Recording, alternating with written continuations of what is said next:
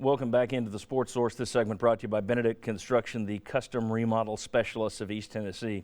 If you're looking to add on to your home, if you're looking to remodel areas of your home, if you're looking to just build a custom home, this is the group to trust. I trust them. Benedict Construction, they built this beautiful set for us. They do tremendous work. I want to go straight to the Benedict Construction big board. We got some numbers over there. In an attempt to be fair, okay, we've looked at a lot of negatives here. This is surprising.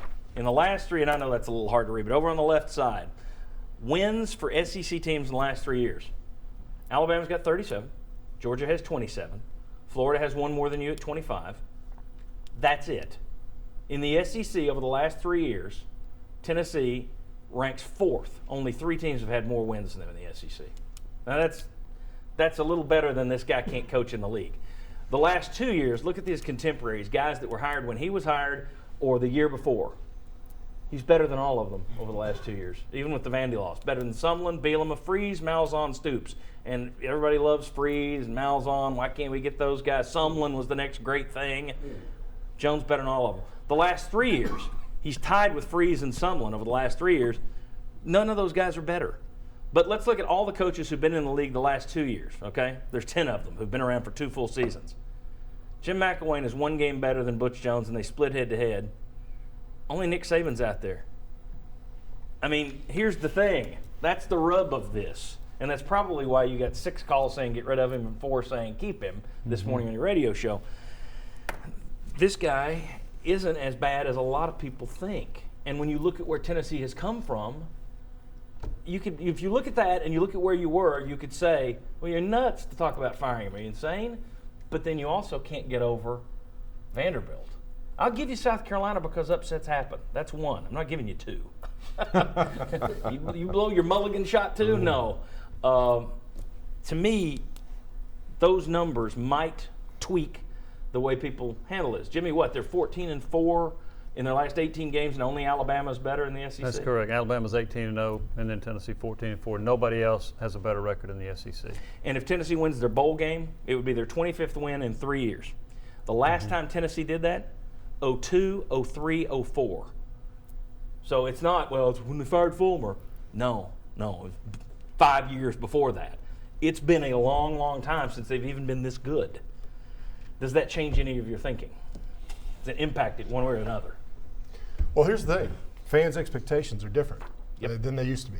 Because we also look at that list of who's won the most games in the SEC. Yeah, let's put that back up there if we could, Chris, because Will's got a great point here. Is Georgia, at the 27 wins, fired their coach within the last 3 years. Florida fired their coach within the last 3 years. And LSU just fired their coach this year. Yeah. So every team surrounding UT in this setup, besides Alabama, has fired their coach. Could that make the case, though, as to why your league is so average this year? You got one really good team, and everybody else is bunched together. It could firing coach. I mean, here's the thing. Georgia would have more wins than that if they hadn't fired Mark Richt. They went 7-5. They don't go 7-5 with Mark Richt. The thing that is troublesome to the Tennessee fans, and for a lot of people, is that I think, in my opinion, Tennessee has probably been the best team in the East Division the last 2 years and hadn't won it. McElwain comes in at Florida, and he's won 2 in a row. Yep. And that's the thing. So the Tennessee fan is asking this question. Can Butch Jones get Tennessee where it wants to be, and that is an East Division championship and back in Atlanta? And when you blow it this year like you did, that's what raises a great question among the fan base. Daniel, has he earned the chance to keep trying here, do you think?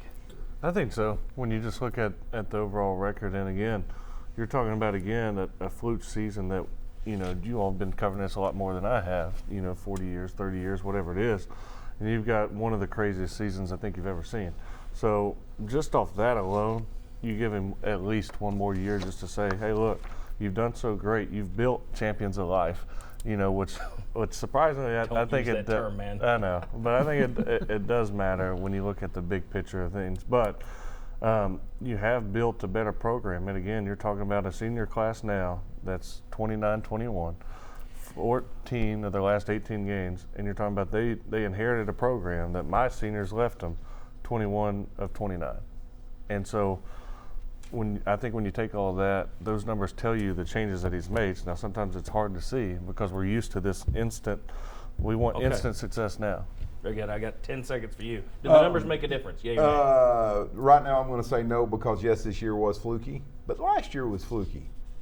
So I mean, fluky that they lost so many games by fourth quarter comebacks. This year is fluky with So injuries. those numbers don't impact you at all. So what you're saying.